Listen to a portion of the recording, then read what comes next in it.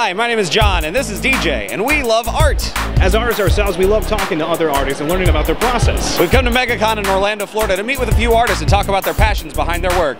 Welcome to Artist Alley.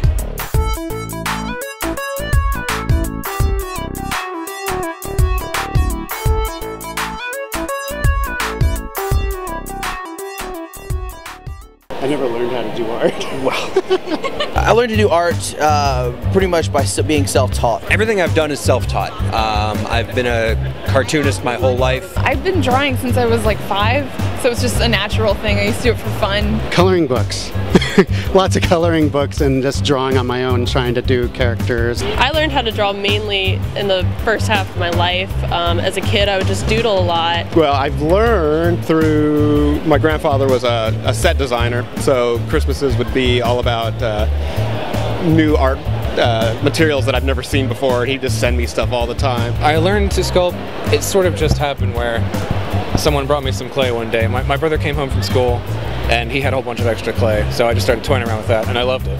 Well, I started when I was about probably 4 or 5 years old. This sounds really dorky, but I would buy the Disney How to Draw books, so Lion King was the book of choice, so I would just keep practicing and practicing drawing those characters.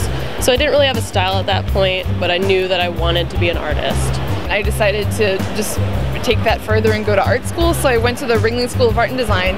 I majored in illustration, and I graduated and I've been doing it ever since. So I've really lucked out and I've been able to get a job in my field and do that professionally. So it was highly encouraged at the beginning, and then I went to art school, UGA, for painting, and that's where I learned how to paint and how to make compositions. Ooh, the question about going to school or not probably is person to person. I've experienced a lot of people that I've admired that school just wasn't for them. So you didn't have any sort of formal schooling for art? You just I just, from your own. Yeah, just did it over and over, lots of studying. Study, practice, that's it. But I mean, it's all self-taught. It's just, there's so much information out there now. There's just no sense in someone not being able to show themselves what they really need to do to achieve their goals. I finished high school, I went to college, and I tried to go to the Art Institute of Atlanta, where I'm from, and that didn't work out because they told me at the time my teacher was all about fine arts, and she said, cartoons and comic books are not art.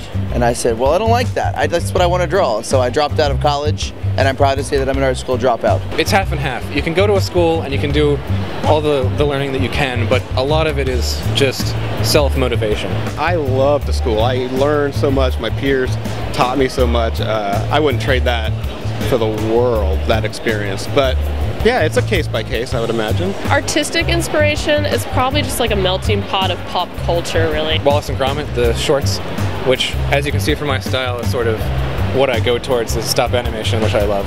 So you just kind of take that and just work with it and work with it and work with it. You start to kind of get better at it. Copying cartoons, He-Man, and stuff like that. My inspiration is everything around me, if that's not too vague.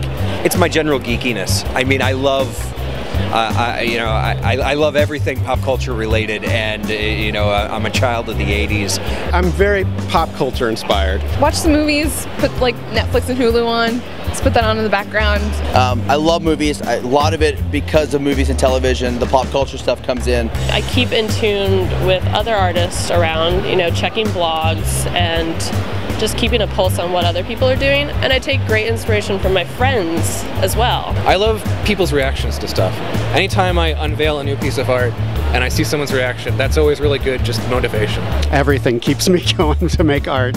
Everything I see, everything I do. Even stuff that I don't like, I like to put it through my filter and kind of be like, if I was to do it, it would look like this. But I love to people watch.